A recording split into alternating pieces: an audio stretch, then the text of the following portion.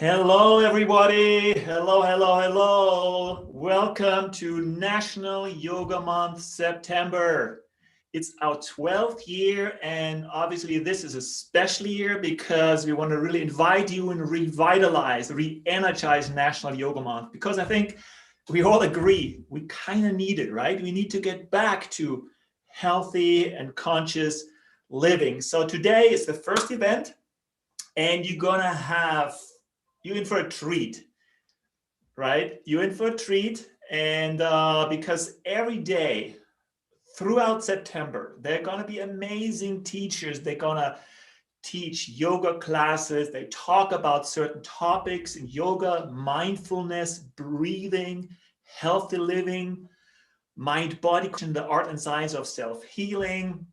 And so the first thing what I'd like you to do, type something into your chat in the chat box, where if you're on Facebook, on YouTube, type in, first of all, where you're from, where you're watching from. And I'd like at the very beginning commitment from you, a commitment to share, to spread the word. And I know we always say, yeah, but then we might not do it because of time or whatever. So even right now, just post the website yogamonth.org into your friends. Post it right now, because we want to inspire people, right? Okay, I'm just checking. We are live. We're all good. Okay, excellent. So, like 12 years ago, when we started National Yoga Month, actually, it was 13, 14 years ago, where we had this amazing Heal Breast Cancer Foundation fundraising event with Eckhart Tolle, with Christian Northrup, with Dean Ornish and others. It was absolutely amazing. And the idea was at that time, well, October is breast cancer month, right? And I don't know, most of these national awareness campaigns are about disease. So we said, well, why isn't there something about healthy living? And I think even now, National Yoga Month September is a national observance in the US and a global awareness campaign. And I think we are the only one that is focused on healthy and conscious living. And I think especially considering the last few months, it is really important that all of us switch back, or kind of refocus our energy, our attention towards healthy and conscious living. Breathe deeper, stretch our bodies, bring light and energy and awareness into our bodies and into specific organ tissue. And so again, please just, whenever you see this, share it. Spread the word, let people know, invite them. There's such an amazing list of yoga teachers, very well-known yoga teachers that teach in these next 30 days. And obviously you can go to yogamonth.org to check out the schedule and everything. So first of all, I want to thank our team. We're basically volunteers, right? There is no financial incentive. It is a plain volunteer-based awareness campaign. Yelis, Rusgard, Tilly, Lou, James, you guys, you've been amazing. Thank you so much. And everybody else, our team at the Lifestyle Medicine University Foundation, which is the nonprofit, and the Lifestyle Prescription University. I want to thank everybody to make this happen, right?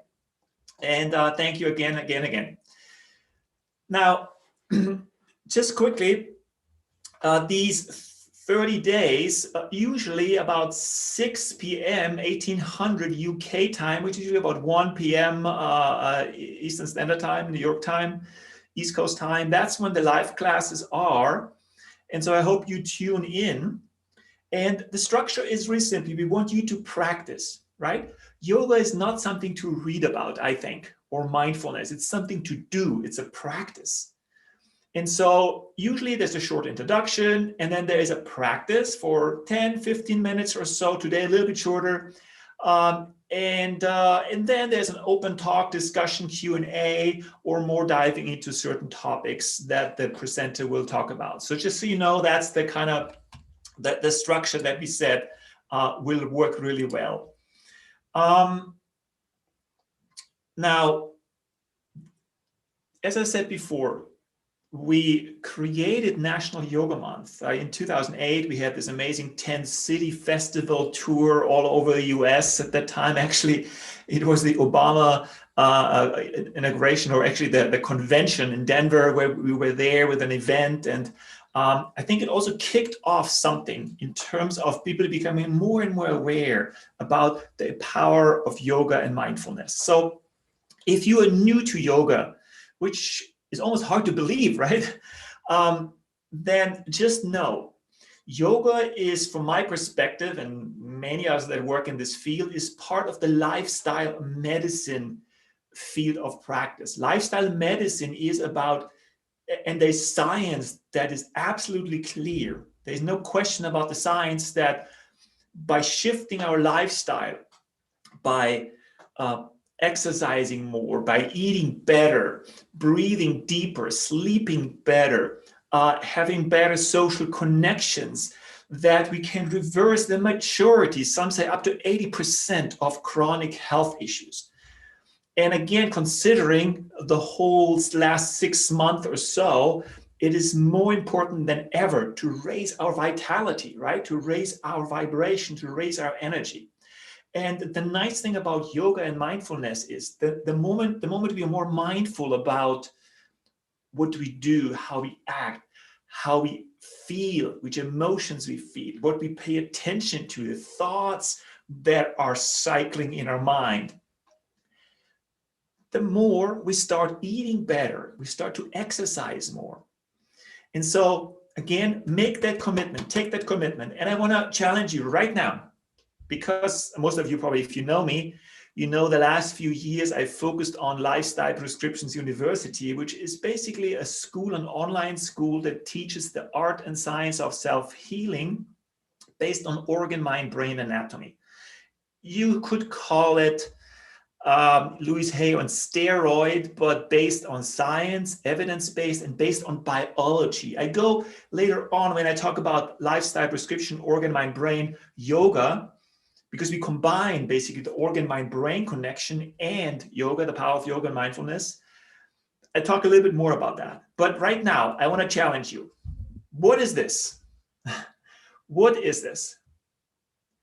This is a lifestyle prescription. So think about it. There are medical prescriptions, and the lifestyle prescription is basically a prescription about that you write yourself, in this case, focusing on habit change, developing, committing to healthy habits. So at the very beginning of Yoga Month, that's what I'd like you to do. Now, you can pick your own lifestyle prescription. It could be like, you deepen the existing practice, you eat better, it could be anything, but I want you to only focus and commit to it. Do it for the 30 days.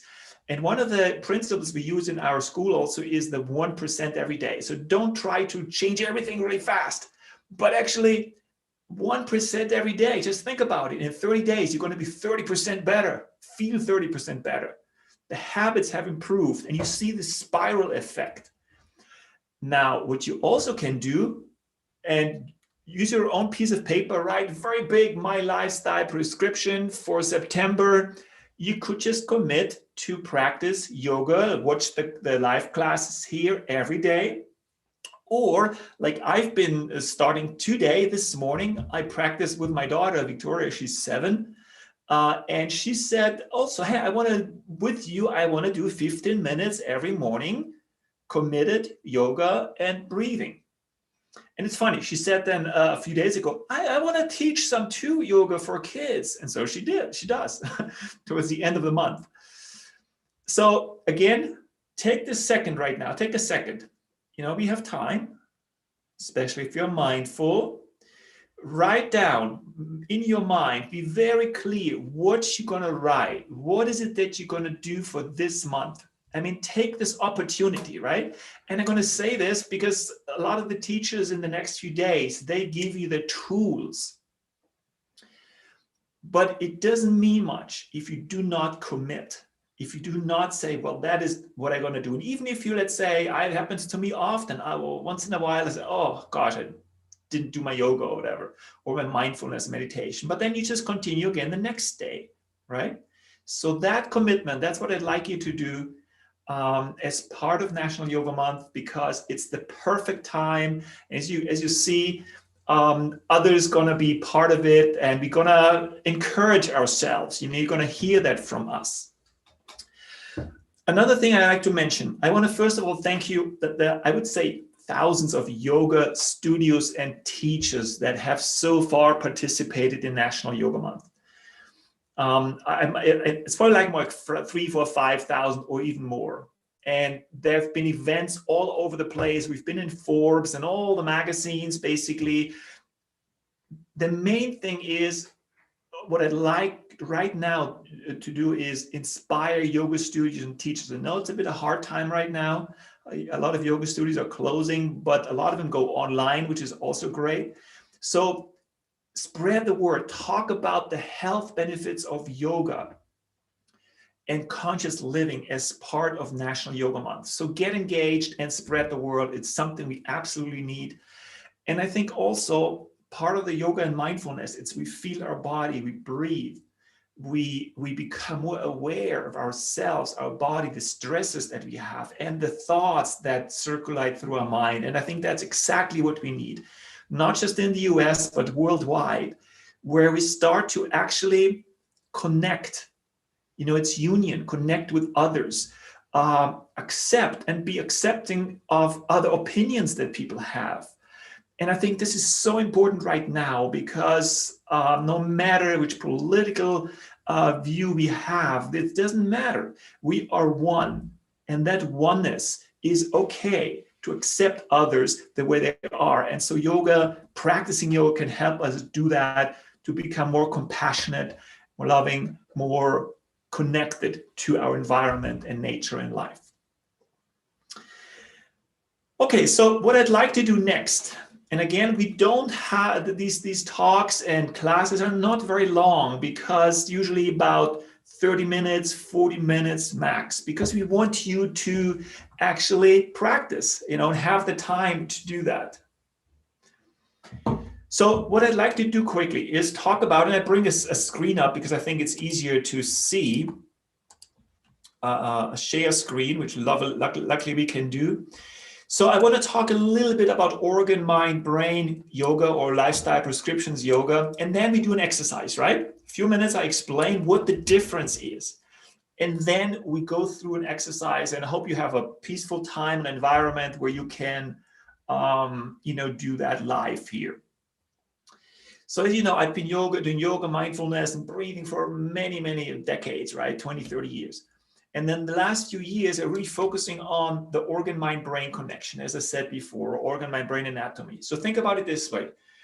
You know, with Louise Hay and others, we know that the emotions and stress affects us, right? Absolutely clear, Briz Lupton and others. But what you didn't know is that every organ and organ tissue, parts of our organs, they are very specifically affected or connected or triggered by specific stressors, conflicts, life situations, connected with emotions, thoughts, and beliefs, and lifestyle habits. And by knowing that, and especially I think this is so valid and so helpful for yoga teachers and meditation teachers to bring that in, because our body is our temple, right? Our body is this amazing network of organs that all work together, and everything that happens in our body is there for a reason. It happens because we're usually out of balance. Usually we are triggered by something that creates an organ-mind-brain reaction. We have symptoms or reactions in the organ tissue, in our mind. We think about something suddenly that we can't let go. We feel certain emotions. And we also see in the brain, we see certain reactions in the brain. And the important part is, this is not some woo stuff or some spiritual, yes it is, but it is actually about biology. That's why we call it organ-mind-brain anatomy, right? We have organ anatomy, physiology, but then we add the organ-mind-brain anatomy, and suddenly everything makes so much sense. And obviously that's what we teach at Lifestyle Prescriptions University. But with Lifestyle Prescriptions Yoga, we combine that. The power of awareness, mindfulness, and at the same time, knowing which kind of stresses and life situations and emotions affect very specific organ tissue. Okay, so just checking here, technology works good. Oh, I love it when it works. So what I'd like you to do, we do about a 5-minute or so exercise. I guide you through very simple breathing awareness exercise that combines the organ, mind, brain anatomy. And so make sure you can do this and don't drive a car, right? Or are in an environment where you have a little bit of peace. And if you drive in a car, just maybe stop for a second, right? Really important to take that time and don't be distracted, right? So what I'd like you to do is this. First of all, if you can, close your eyes or keep your eyes open. Obviously, make sure you're safe. And then just take a deep breath into your body, right? Become aware of your body, your full body.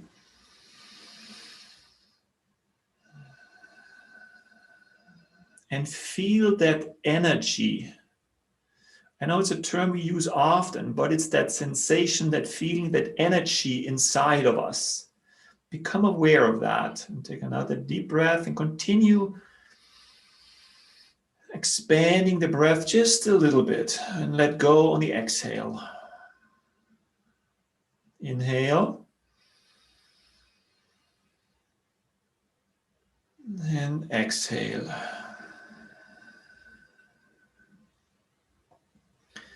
Now, what I'd like you to do, move your attention, your awareness into your belly. Actually, where the stomach is, just above the navel. Right? Just feel that part of the body. And if your mind drifts, just come back again to that part of the body. Breathe in while you expand that area. And let go on the exhale.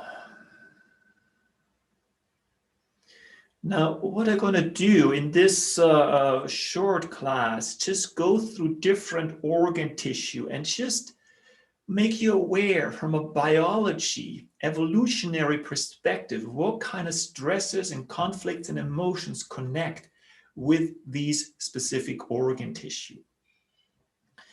So stay in that, go back with your awareness into that organ tissue, into that organ stomach area. And feel that stomach. It might be tight. You might see certain colors there. But know that the stomach, especially the stomach mucosa, which is this thin lining around the stomach, you know, that we usually feel when we have stomach pain, or especially if it's more chronic type of ulceration. What we've noticed in our research is that specific stressor, like territorial kind of fights and anger situations, specifically connect or trigger the stomach mucosa. So if you have some stomach issues, and if you haven't, it's wonderful. Just know, be aware that the stomach mucosa is often connected with anger, but very specific social type of situations where we might have a conversation with someone, where we might actually have a fight with someone, and then suddenly we notice that the stomach is very tight. So what we're going to do, combine yoga, mindfulness to that, bring awareness into that part of the body. Just your body knows, your inner intelligence knows where the stomach mucosa is. Just connect with that stomach mucosa. Breathe in and let go. And whenever situations come up, you just let them go. Breathe into the stomach mucosa and let go. Know that anything, any fight situations that you might experience, and it's not just the emotions, right? It's not just the life situations, it's the thoughts that keep us busy, right? We're calling that conflict active type of thoughts, habitual thoughts that come back again and again. You think about something and don't even know where it's coming from. So become aware of the stomach mucosa, for example, and the thoughts that might pop up when you feel that stomach mucosa, and the emotion that you might feel. And just make a conscious decision that you're letting it go now. If you go to the right, and I want to continue because we don't have so much time, but I want to continue and go into different organ tissue. Usually, and Tilly and myself, we have a few more classes that dive deeper into the lifestyle prescriptions yoga. So go to the liver, right? The big part of the liver. Now we know it's a big important organ tissue and very vital. The reason is because it's not just about food processing, blood cleansing. It is also about cleansing our emotions. And the liver parenchyma specifically, the big part of the liver, is very much connected to kind of survival issues, starvation type of conflicts and stressors.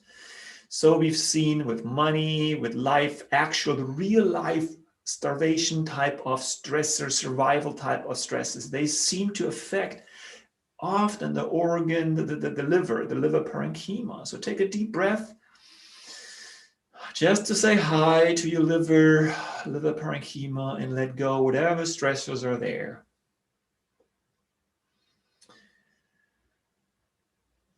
Now let's go higher up. Let's go to the lungs. So obviously when we breathe in, take a deep breath into your lungs.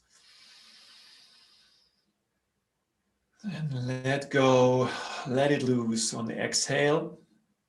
Feel the lungs, left and right lung. And the interesting part, the lung is pretty sophisticated. There is the lung alveoli, which usually connects more to a fright situations. It's that kind of situation that affects the alveoli. It's the bronchial mucosa, for example, that is very much based on a fear type of life situations and stresses that we experience. And so let's just take it all together without going into specifics. Take a deep breath and consciously be aware of the stressors in that part of your organs, the lungs, and let that go now.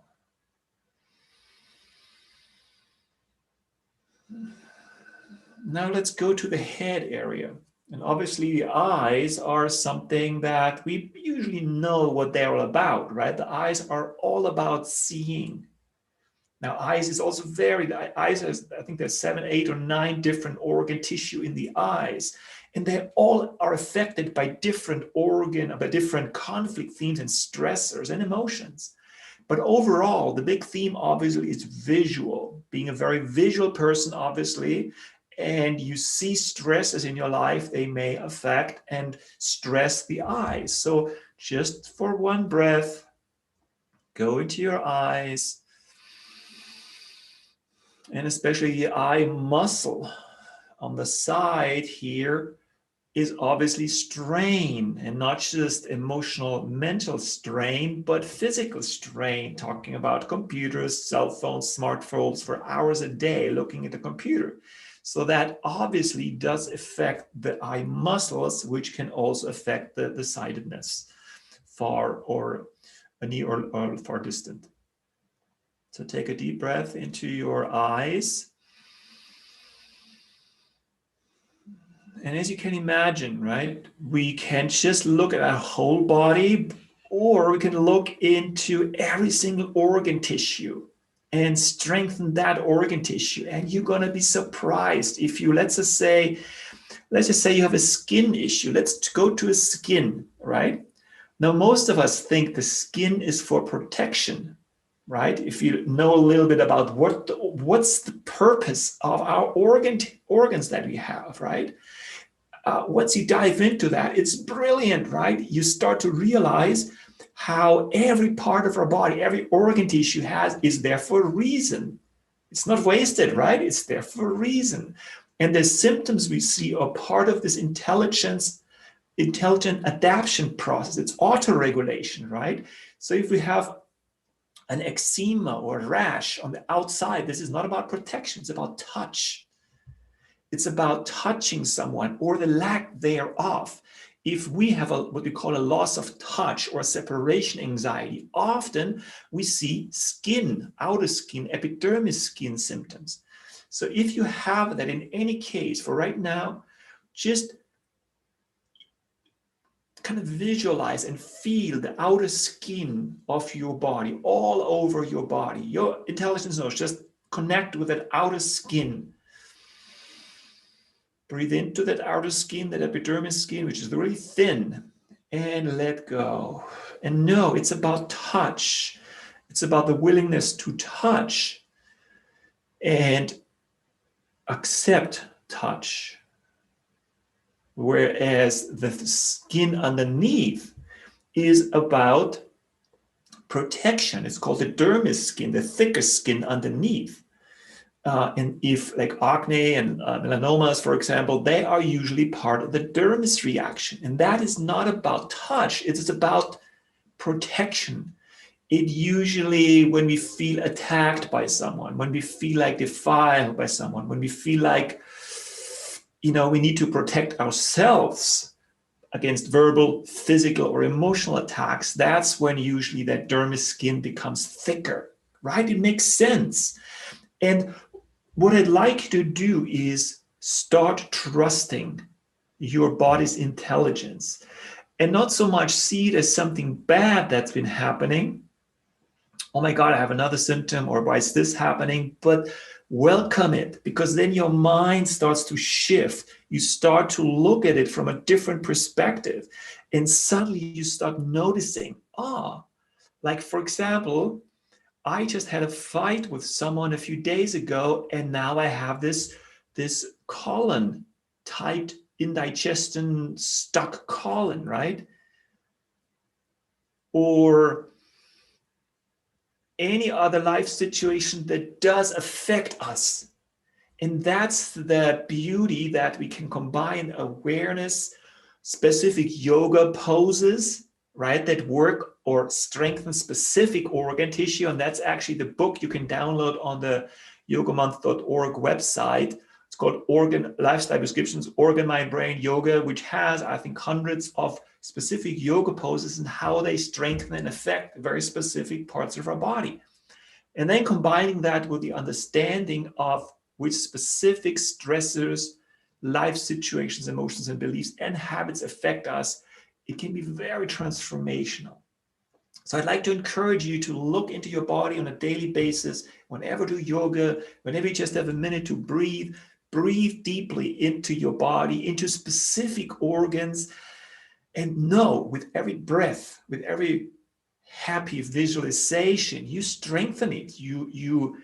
These little mitochondria in the cells, they said, oh, finally good energy coming my way, right? Breath, prana, life force is going into that organ tissue. And then it has more juice, more energy to vitalize and go through this, what we call the 2 phases of the self-healing process. Okay, so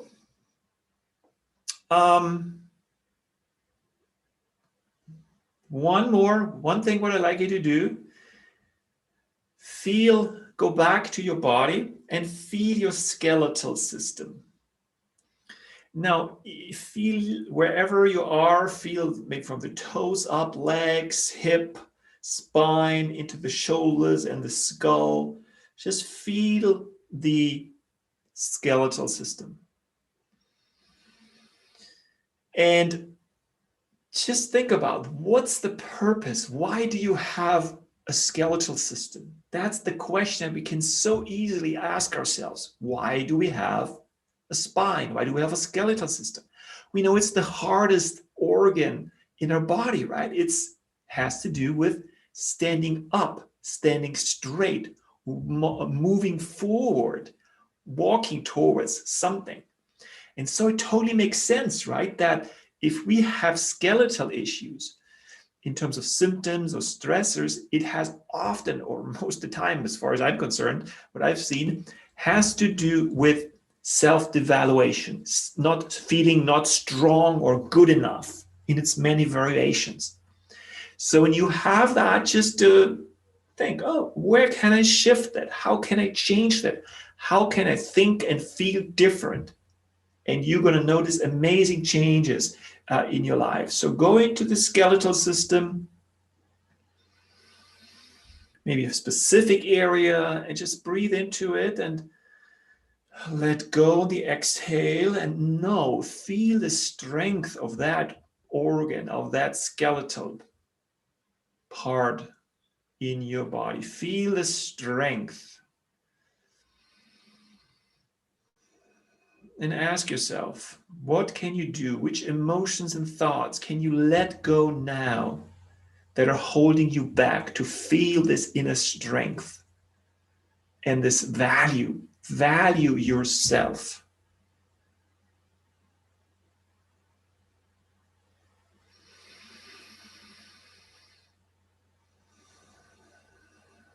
So thank you. So come back into the here and now, wherever you are. And I guess it was longer than 5 minutes, but that's usually how it goes. So I check in a minute here. Let me just check if there are some questions. And then we maybe go into a couple of questions that you might have. Now,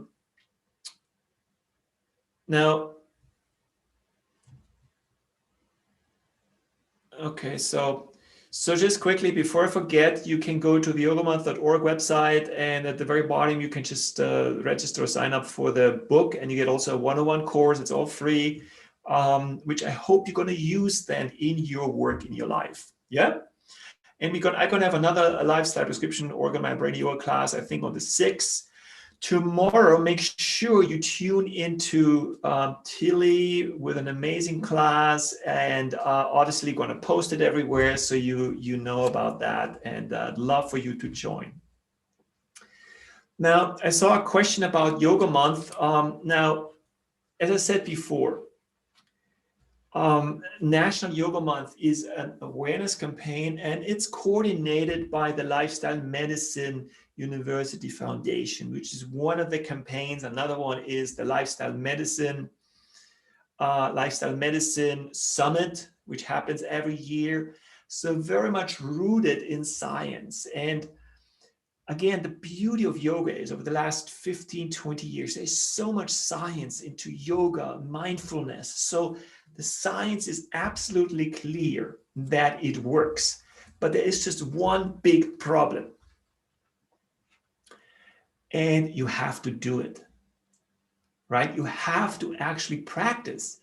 And a lot of, in the medical community, a lot of doctors say, well, people just don't do it. Well, I agree. It is not easy. If I have a very horrible diet, I've never exercised, it takes some energy, some willpower, but actually less willpower than we think. It takes about making small changes on a regular basis and having someone there that can help with that. And that's why I want to thank so much to all the wonderful yoga teachers, the yoga studios that are out there. And I want to thank them for being the coach, the teacher, the inspiration for so many yogis around the world. And I had the fortune about 10 years ago to do the Titans of Yoga, to direct and produce the Titans of Yoga movie. So check it out. I think it's on Gaiam, I think. And there were 20 of these amazing yoga teachers. And so it was just great to see how actually they overcame a lot of obstacles because they started to meticulously and constantly practice yoga. And as you all know, there's so many different forms of yoga out there. There is more the the restorative, soft type of yoga. There is the hot yoga. There's the power yoga, right? There is for guys, and I want to challenge every guy, do an hour and a half power yoga, and then you know what you've done. It's not just strengthening the muscles from the outside, but you strengthen yourself from the inside. You give him life force, energy. You like when I started doing yoga about 20 plus years ago, I had no idea I had these kind of muscles in my body, right? When you do yoga, there is really, that's what the book is about. There's a yoga pose for every part of our body, for muscles and for organs that we even don't know we could influence, and we can, right? So again, thanks to all these wonderful yoga teachers for participating. And I hope September 1st right now, I hope you hear this, you inspire your community and talk about National Yoga Month, because it's something unique. Remember, this is the only health and conscious living focused national awareness campaign. And by the way, this is a national observance, which means it's accepted or approved by the National Institute of Health and health.gov. I think it's health.gov, healthfinder.gov, where we are listed as a national observance. So it's something special. There's not too many around. And for everybody else around the world, just consider this to a global National Yoga Month and get involved, spread the word as much as you can.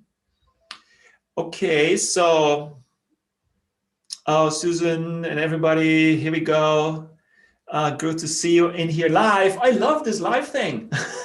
We haven't done too many of these. There's one question. Seda said, my skin is itching every day, especially my hands and arms, but there's nothing seems on my skin. I can't understand why. I feel stuck on this situation. So first of all, you can go to the lifestyleprescriptions.tv/directory, and I can post it later on in the post, which we have amazing practitioners that just get to the root cause right away.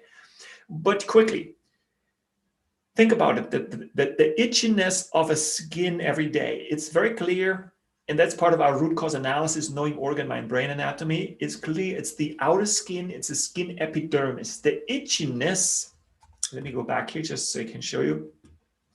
The itchiness happens usually in the regeneration phase. So meaning every organ tissue goes through two phases. There's really stress, we have certain symptoms. With the skin, it's actually a little bit less itchy, or it's more numb, right? Less symptoms. But the itchiness happens as part of the repair process, part of the regeneration process. So that's a great thing. So first of all, welcome the itchiness. I know it can be tough sometimes, but just know it's your body actually going through the regeneration. And this is important. What usually happens if it returns again and again, that if you see this on the screen, I hope you do, we go back between like stress, repair. So something, a stress or a thought or emotion that we experience that has to do usually with touch or the lack or being fearful about touch, brings us back into that chronic cycle. And that's why the symptoms shift.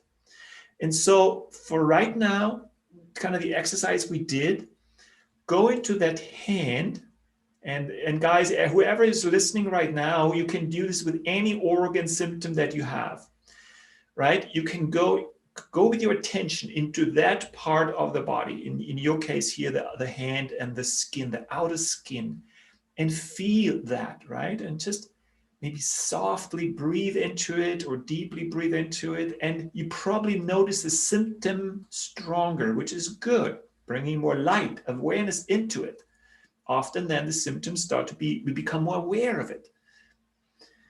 Now, then ask yourself, what's that touch situation in your case that comes into your mind, that triggers you on a regular basis? And usually it happens before the itchiness starts, a while ago, maybe a couple of minutes, maybe a couple of hours. But something is there that usually triggers us. And with the skin epidermis, it's that loss of touch, the separation type of anxiety. Now, skeletal, every organ tissue is different, right? And that's what organ, mind, brain anatomy is all about. But you can just go into that part of the body, breathe into it, and just bam, ask yourself, what's that trigger? And you're going to be surprised if you combine the mindfulness, the yoga kind of attention, even within a yoga pose, suddenly this memory will pop up that, oh my God, I did never actually connect that traumatic event or that life stressor or the emotion thoughts I have on a regular basis with that organ tissue, with that skin, with that back pain. Like one example, you know, when I lived in Los Angeles quite a while ago, I lived just above Exhale on Main Street, Venice, right? If you guys listening in from LA, you probably know. Great yoga studio. And, you know, at that time, I had major back pain, really bad.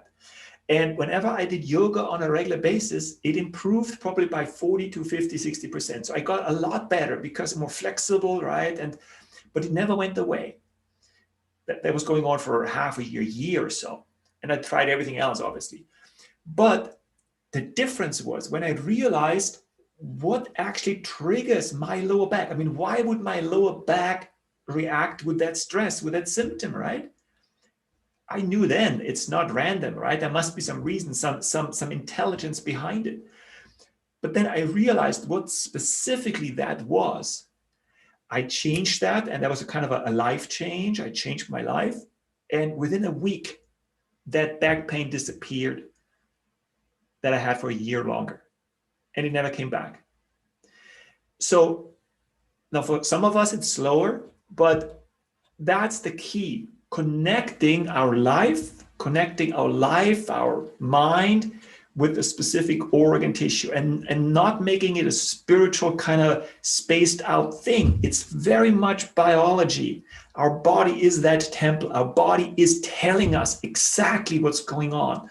We just need to be able to translate it, to decode it. And that's really what's organ, mind, brain connection is all about. So Zeta, just paste connect online and I hook you up with somebody from our excellent health coach specialists. And so otherwise, I'd like to close. How do you address hives? Oh my God, that goes a little bit too into the specifics. So I hope you don't mind. Maybe even the next class, if you'd like, I can go into that specifically. But again, talk to some of our specialists, which are not part of Yoga Month, but that's what I basically usually do when I, at Lifestyle Prescriptions University. So that's lifestyleprescriptions.tv, but I can post it in too. So tomorrow, Tilly will focus her class also on the legs, right? With, specifically yoga and connecting with our legs and the skeletal system. And so be there, make sure you be there. And again, please share, inspire family, friends, your community. They're gonna love you for it because it's something positive, it's something empowering, it's something that gives them energy, right? And so thank you so much, really appreciate it. I know we went over time already. Time's flying. I had such a great time, and do tell people about National Yoga Month. And most important, remember, so once I hang up here, we go offline, take the time to write a very specific lifestyle prescription for you and make it simple. So mine is 15 minutes every day in September in the morning, specifically right after I get up, yoga practice with my daughter. So it has to be so clear, so simple. And if it's too big, don't make it too big, right? Don't say I practice 20 hours of yoga every day or something that is just not possible. Scale it down, chunk it down to something small. You can always go higher, but the key is repetition. The key is doing it and establishing a habit. Remember, willpower, you can run out of willpower, which we usually do. But once you established a habit, it takes some time, right? We do it like, on a regular basis. And then after a while, this habit is so ingrained that we can't even think about living without it. We just do it. We don't think about it. We don't need willpower. And that is the key with lifestyle prescriptions, that we don't want to, I do it. No. Tiny little steps, 1% every day. but you commit to it and make it so simple, so easy, so you have to know deep down that you're going to do it. So thanks again. Spread the word, write your own lifestyle prescription, and join Tilly tomorrow, okay? Thank you so much. See you soon.